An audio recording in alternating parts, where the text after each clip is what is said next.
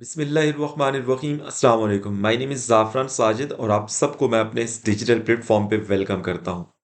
आज के इस वीडियो लेक्चर में हम बात करेंगे सब्स्टिट्यूशन मेथड की।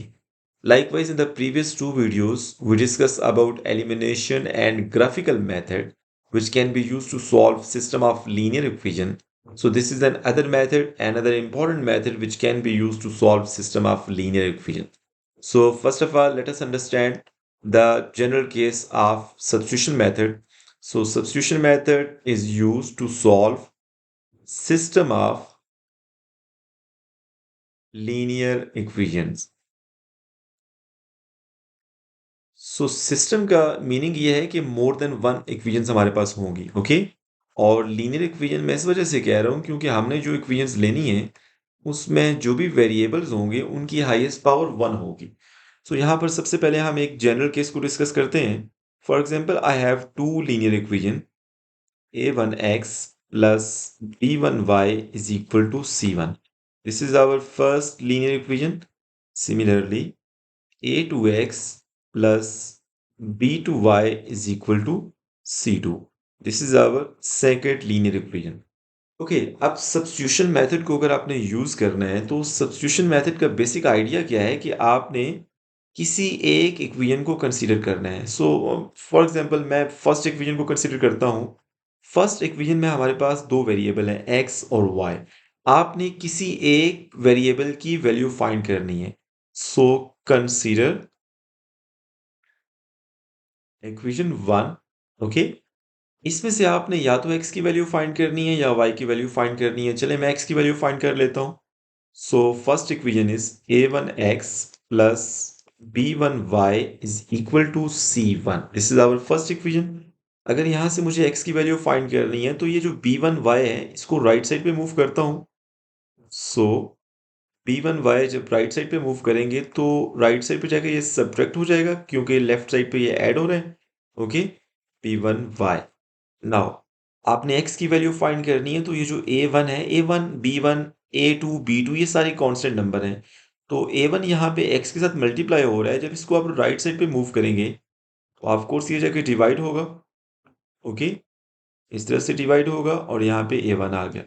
सो आपके पास ये जो वैल्यू आई है, x की जो वैल्यू आई है, आपने x की इस वैल्यू को आपने इक्वेशन 2 में पुट करना है, ओके। सो यहाँ पर आपके पास इसको मैं इक्वेशन 2 में पुट करता हूँ। Put in equation 2, okay. Equation 2 में जहां भी x लिखा हुआ है उसकी जगह आपने इस वैल्यू को रिप्लेस करना है। चलिए पहले मैं इक्वेशन को लिख लेता हूँ। a2x plus b2y is equal to c2, okay.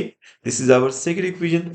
सो यहाँ पर अब मैं x को रिप्लेस करने लगा हूं with its value c1 minus b1y over a1 plus b2y is equal to c2। अच्छा, अब अगर आप यहाँ पे गौर करें तो हमारे पास ये जो पूरी इक्वेशन 2 थी अब ये वेरिएबल y में आ गई है, इसमें x रिमूव हो चुका है। तो इसको आप थोड़ा सा सिंप्लीफाई कर लेते हैं।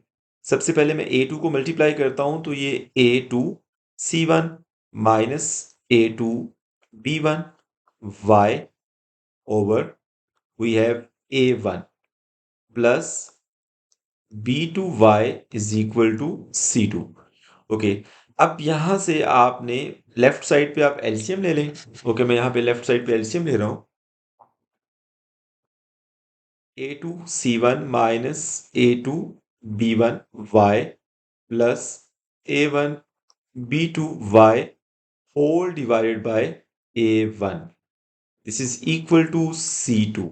अब ये a1 यहाँ पे डिवाइड हो रहा है, इसको मैं राइट साइड पे मूव करता हूँ। a2 c1 minus a2 b1 y plus a1 b2y this is equal to a1 c2। इसमें से आपने y की वैल्यू फाइंड करनी है। जब आप y की वैल्यू फाइंड करते हैं तो इस नंबर को आप राइट साइड पे मूव कर लें क्योंकि इसमें तो y है ही नहीं। तो बाकी हमारे पास क्या बचा, a2 b1 y plus a1 b2 y this is equal to a1 c2 minus a2 c1। ये सारे कांस्टेंट नंबर्स हैं, okay. a1 c2 a2 c1 ये सारे कांस्टेंट नंबर हैं। लेफ्ट साइड की पे अगर आप y को कॉमन लेते हैं तो हमारे पास क्या बचेगा? Minus a2 b1 plus a1 b2 this is equal to a1 c2 minus a2 c1। So finally हमने यहाँ से y की वैल्यू फाइंड कर ली है। ये सारा एक्सप्रेशन, क्योंकि ये कांस्टेंट नंबर्स हैं, ये y के साथ मल्टीप्लाई हो रहा है। जब आप इसको राइट साइड पे मूव करेंगे तो हमारे पास ये y के साथ डिवाइड हो जाएगा। सो फाइनली हमारे पास minus a2 b1 plus a1 b2, हमारे पास ये जो वैल्यू आई है ये y की वैल्यू है। ओके, जब भी आपके पास कोई स्पेसिफिक क्वेश्चन गिवन होगा तो उसमें ये a1 a2 b1 b2 c1 c2 ये गिवन होंगे, तो आप यहाँ पे पुट करेंगे तो आपको y की वैल्यू मिल जाएगी। ओके, अच्छा आपको x की वैल्यू भी फाइंड करनी है। तो हमारे पास यहाँ से ये जो x की वैल्यू आपने फाइंड की थी, इसमें आपने y की वैल्यू को रिप्लेस कर देना है उसकी वैल्यू से जो हमने फाइंड की है, और इधर से आपको x की वैल्यू मिल जाएगी। तो ये आपके पास सब्स्टिट्यूशन मेथड का बेसिक आइडिया था।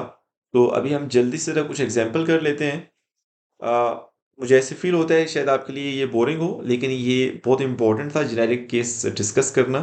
तो अभी हम सब्स्टिट्यूशन मेथड की कुछ एग्जांपल्स कर लेते हैं। सो फर्स्ट एग्जांपल की बात करते हैं। In our first example we have two linear equation. For example, the first one is, okay, solve by substitution method. We have to use the substitution method.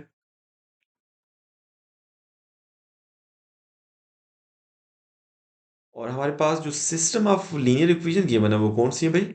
3x minus y equal to 0. Similarly, we have 2x plus y is equal to 5. So here we have two linear equation. This is our first linear equation and this is our second linear equation. So we have to use substitution method. This is very easy. आपने क्या करना है? आपने किसी एक equation को consider करना है। सो मैं फर्स्ट इक्वेशन को कंसीडर करता हूं। Considering equation 1। इक्वेशन 1 आपके पास क्या है भाई? 3x minus Y equal to 0। यहां से आपने किसी एक वेरिएबल की वैल्यू फाइंड करनी है। सो आपने कोशिश करनी है कि जो जिस वेरिएबल की भी वैल्यू आप फाइंड करें वो फ्रैक्शन में ना आए। फ्रैक्शन में आ भी जाए तो कोई इशू नहीं है, लेकिन आप लोग अगर फ्रैक्शन से बच जाते हैं तो आपके लिए काफ़ी आसानी हो जाएगी। तो हम क्या करते हैं, हम यहाँ से x की बजाय y की वैल्यू फाइंड करते हैं। सो ये जो y है, क्योंकि यहाँ पे माइनस हो रहा है, जब इसको मैं राइट साइड पे मूव करूंगा तो ये वहां पे प्लस हो जाएगा। 3x is equal to 0 plus y. So here we have 3x is equal to y। So यहाँ पर अगर आप साइड्स को चेंज कर लेते हैं तो y की वैल्यू क्या आ गई? y will be equal to 3x। So इस तरह से आपने y की वैल्यू फाइंड कर ली। y की इस वैल्यू को आपने फर्स्ट इक्वेशन में प्लग करना है। सो मैं यहाँ पे इसको फर्स्ट इक्वेशन में प्लग कर लेता हूँ। So put in, sorry, second equation में पुट करना है आपने, क्योंकि फर्स्ट इक्वेशन में से आपने y की वैल्यू फाइंड की है तो उसको आपने सेकेंड इक्वेशन में पुट करना है। सो पुट इन टू कर लेते हैं। So here we have 2x plus y is equal to 5, and now we have to replace the variable y with its value, that is 3x. So 2x plus y की जगह पे आपने 3x put कर देना है। तो अगर आप यहाँ पे गौर से देखें तो ये पूरी इक्वेशन अब वेरिएबल x में आ गई है। सो 2x plus 3x will be equal to 5x, और यहाँ पे 5 मल्टीप्लाई हो रहा है लेफ्ट साइड पे, तो राइट साइड पे डिवाइड करेंगे तो आपके पास वैल्यू 1 आ गई। आई होप आपके पास x की जो वैल्यू आई है उसकी आपकी अंडरस्टैंडिंग हो गई है बेटा, कि आपने कैसे इसको फाइंड किया है। सो लेट्स मूव ऑन कि हमने कैसे y की वैल्यू फाइंड करनी है। मैं यहीं पे कर लेता हूँ। देखिए, x की वैल्यू के साथ साथ आपको y की वैल्यू भी चाहिए। तो ये वाली जो y की वैल्यू आपने फाइंड की थी इसको मैं इक्वेशन 3 कह देता हूँ। तो x की ये जो वैल्यू आपने फाइंड की है x इज इक्वल टू 1, इसको हम पुट कर देते हैं पुट इन 3। सो जब मैं इक्वेशन 3 में ये पुट करता हूँ तो y will be equal to 3 into 1। So इस तरह से आपको वेरिएबल y की वैल्यू भी मिल गई है। आई होप ये क्वेश्चन, ये एग्जाम्पल आपको अच्छी से समझ आ गई है। अब हम बात करते हैं एग्जाम्पल 2 की। एग्जाम्पल 2 में भी हम कुछ लीनियर इक्वेशंस ले लेते हैं, सिस्टम ऑफ लीनियर इक्वेशन ले लेते हैं और उसको हम फिर सॉल्व करते हैं by substitution method. So this is our last example. Example 2. Okay. Solve by substitution method. We have to use substitution method in order to solve the following system of linear equation. So हमारे पास जो system of linear equation given है मैं यहाँ पे लिख लेता हूँ. The first one is 5x plus 2y is equal to 3. This is our first linear equation. Similarly, x minus 4y is equal to minus 6. This is our second linear equation. Okay. अगर आपने substitution method को use करना है, so you have to consider either equation 1 or equation 2. So यहाँ पर मैं equation 2 को consider कर लेता हूँ. आप बेशक 1 को कर लें, no issue. अगर मैं equation 2 को consider करता हूँ तो जो x की वैल्यू मैं फाइंड करूंगा उसमें फ्रैक्शन नहीं आएगा. ओके. फ्रैक्शन का मतलब ये है कि जो x की वैल्यू होगी उसमें न्यूमिनेटर डिनोमिनेटर आपको नजर नहीं आएगा, सिर्फ न्यूमिनेटर ही आपको नजर आएगा. ओके. सो मैं कंसीडर करता हूँ इक्वेशन 2 को. Consider equation 2. सो इक्वेशन 2 में यहाँ पे लिखता हूँ x minus 4y is equal to minus 6. अगर मैं माइनस 4y को राइट साइड पे लेके जाऊंगा तो क्या हो जाएगा, माइनस 6 प्लस 4y. सो इस तरह से आपने x की वैल्यू फाइंड कर ली. अच्छा, यहाँ पे मैं आपको समझा देता हूँ कि मैं कौन से फ्रैक्शन की बात कर रहा हूँ. देखिए, फॉर एग्जाम्पल अगर मैं इक्वेशन 1 को कंसीडर करता हूँ तो यहाँ पर आपके पास इक्वेशन 1 क्या है, 5x plus 2y is equal to 3 है ना. तो आप यहाँ से x की वैल्यू फाइंड कर लें. 5x will be equal to 3 minus 2y, और यहाँ से जो x की वैल्यू आएगी 3 माइनस 2y ओवर 5 आएगी. तो ओवर 5 का ये मतलब है कि यहाँ पे फ्रैक्शन आ गया है. तो इस वजह से इसको जब आप यूज़ करेंगे, x की इस वैल्यू को इक्वेशन 2 में यूज़ करेंगे तो फ्रैक्शन को सॉल्व करना स्टूडेंट के लिए थोड़ा सा टिपिकल होता है. इस वजह से मैं चाह रहा था कि आप इस तरह की वैल्यू फाइंड नहीं करें जिसमें फ्रैक्शन इन्वॉल्व हो. ओके. तो इस वजह से यहाँ पर मैंने इक्वेशन 2 को यूज़ किया है और इक्वेशन 2 में से मैंने x की वैल्यू फाइंड कर ली है. x की इस वैल्यू को मैं अब इक्वेशन 1 में पुट करता हूँ. ओके. क्योंकि मैंने इक्वेशन 2 में से ये फाइंड की है ना, तो इसको मैं इक्वेशन 1 में पुट करता हूँ.